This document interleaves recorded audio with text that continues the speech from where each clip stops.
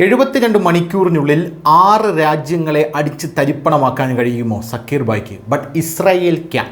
Israel 72 മണിക്കൂറിനുള്ളിൽ 6 രാജ്യങ്ങളിൽ തുരുതുര ആക്രമണം നടത്തിയിരിക്കുന്നു എന്നുള്ള റിപ്പോർട്ടുകളാണ് ഇപ്പോൾ പുറത്തു വന്നിരിക്കുന്നത്. പശ്ചിമേഷ്യ സമ്പൂർണ്ണമായി പുകഞ്ഞിരിക്കുകയാണ്, ലോകം ആശങ്കയിലേക്ക് പോയിരിക്കുന്നു എന്ന് റിപ്പോർട്ട് സൂചിപ്പിക്കുന്നു. ഇസ്രായേൽ നടത്തിയ തുടർച്ചയായിട്ടുള്ള വ്യോമാക്രമണങ്ങളാണ് ഇപ്പോൾ ലോകരാജ്യങ്ങൾ ചർച്ച ചെയ്യുന്നത്.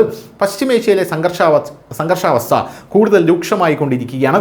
വെറും 3 ദിവസത്തിനുള്ളിൽ 6 രാജ്യങ്ങളെ ലക്ഷ്യമിട്ടാണ് ലോകമെമ്പാടുമുള്ള ആശങ്ക വർദ്ധിപ്പിച്ചത്. അതിലൊന്ന് ഫലസ്തീനാണ്, 2 ലബനോനാണ്, 3 സിറിയയാണ്, പിന്നെ ടുണീഷ്യയാണ്, പിന്നെ ഖത്തർ, യമൻ എന്നിവിടങ്ങളിലാണ് ഇസ്രായേൽ ആക്രമണം നടത്തിയിരിക്കുന്നത്.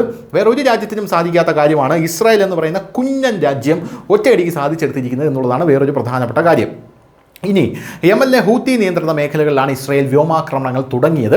സനാ നഗരത്തിലെ പ്രതിരോധ മന്ത്രാലയം ഉൾപ്പെടെയുള്ള ഹൂത്തി സൈനിക കേന്ദ്രങ്ങൾ ലക്ഷ്യമിട്ട് ആക്രമണം നടത്തിയെന്ന് ഇസ്രായേൽ സൈന്യം, അതായത് IDF, ഇസ്രായേലി ഡിഫൻസ് ഫോഴ്സ് വ്യക്തമാക്കിയിരുന്നു.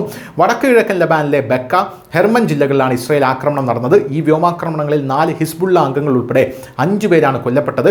ഈ മേഖലയിലെ സംഘർഷങ്ങൾ ഇതിനോടകം തന്നെ രൂക്ഷമാണ്. പ്രാദേശിക മാധ്യമങ്ങൾ റിപ്പോർട്ട് ചെയ്യുന്നതനുസരിച്ച് കുറഞ്ഞത് 8 വ്യോമാക്രമണങ്ങളെങ്കിലും ഇവിടെ നടന്നിട്ടുണ്ട് എന്നാണ് അറിയാനായി സാധിക്കുന്നത്. ഗാസയിൽ വെടിനിർത്തൽ ചർച്ചകൾ നടന്നുകൊണ്ടിരിക്കുമ്പോൾ തന്നെ ഖത്തർ തലസ്ഥാനമായിട്ടുള്ള ദോഹയിൽ ഇസ്രായേൽ നടത്തിയ വ്യോമാക്രമണം ലോകത്തെ തന്നെ പിടിച്ചു കുലുക്കിയതും ഞെട്ടിക്കുന്നതുമായിരുന്നു.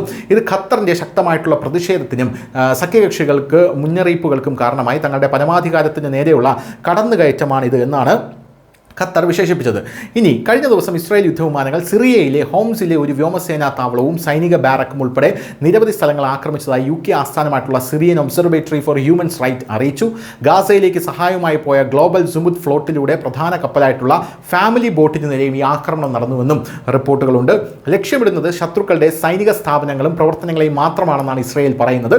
അങ്ങനെ ഇസ്രായേൽ പറയുമ്പോഴും ഇത്തരം ആക്രമണങ്ങളിൽ സാധാരണക്കാർക്ക് പരിക്കേൽക്കുകയും മരണപ്പെടുകയും ചെയ്യുന്നുണ്ടെന്ന് അറബ് മാധ്യമങ്ങളും പിന്നെ ചില കേരളത്തിലെ സുഡാപ്പികളുടെ മൂട് താങ്ങുന്ന മാധ്യമങ്ങളും പറയുന്നുണ്ട്. ഗാസ നഗരത്തിൽ ഇസ്രായേൽ സൈനിക നടപടി ഇപ്പോഴും തുടരുകയാണ്.